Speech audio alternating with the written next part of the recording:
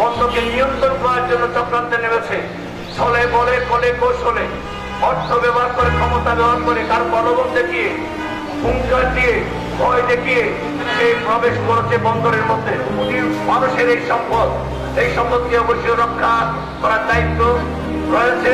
কিছু চক্রান্তকারীরা চক্রান্ত করবেই, তাই তাদেরকে চক্রান্ত এগিয়ে আসতে না পারে চক্রান্তকারীদেরকে অবশ্যই সাবধান করে আমরা যে বলি, বন্দরকে এটা আমাদের জীবন, আমাদের যৌবন, আমাদের সম্পদ, আমাদের অর্থনীতি, আমাদের ব্যবসা, আমাদের বাণিজ্য।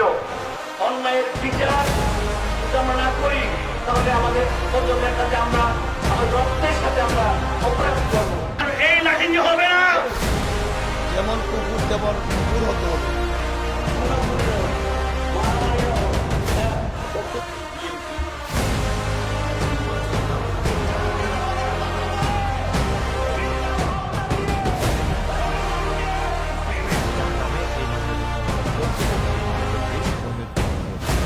Thank you.